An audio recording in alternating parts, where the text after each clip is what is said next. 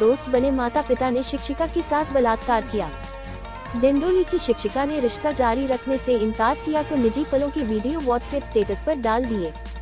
उसे और उसके दोनों बेटों को जान से मारने की धमकी।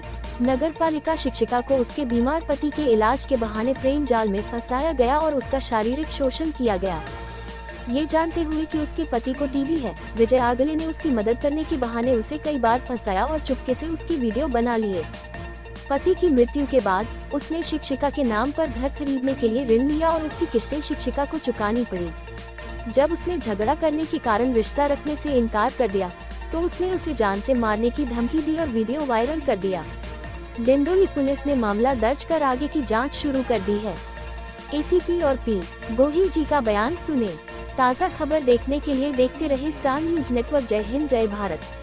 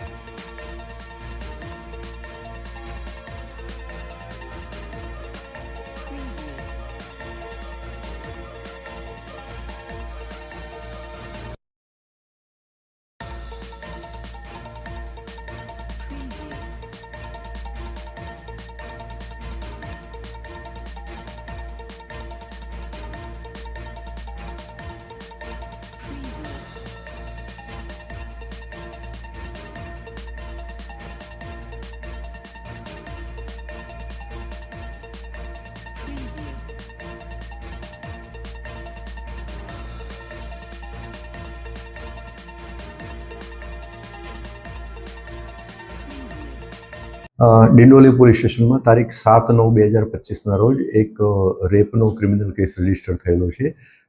આ કેસની ટૂંક વિગત એવી છે કે આમાં જે ગુનાના જે ફરિયાદી જે છે એક શાળામાં શિક્ષિકા તરીકે નોકરી કરતા હતા અને આ કામના જે આરોપી જે છે એનું પૂરું નામ છે વિજય અર્જુન આગળે।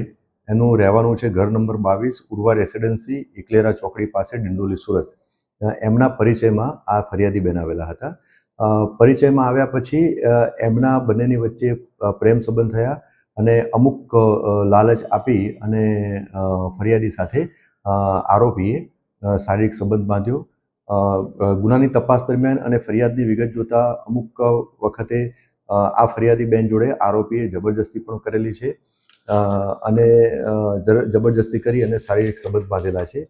તે સિવાય આ જે આરોપીએ ફરિયાદી પાસે એમને મકાન લઈ આપ્યું છું એમ કરી અને ઓનલાઈન 5 લાખ રૂપિયા પણ ફરિયાદી પાસેથી આરોપી લીધેલા છે અને ત્યારબાદ આમને મારઝૂડ પણ ફરિયાદીને આરોપી કરતો હતો અને છેલ્લે આમના જે ફરિયાદીના જે દીકરાઓ જે છે એમને ચપ્પુ બતાવી અને જાનથી મારી નાખવાની ધમકી પણ આપેલી છે અને આ ફરિયાદી અને આરોપીના જે અંગત સમયના વિડીયો જે છે એ એમણે એમના વોટ્સઅપ સ્ટેટસમાં મૂકી અને વાયરલ પણ કરેલા છે। તો જે અનુસંધાને જ આ ફરિયાદી બેને આવી અને ફરિયાદ જાહેર કરેલી હતી અને જે અનુસંધાને ગુનો દાખલ થયેલો હતો।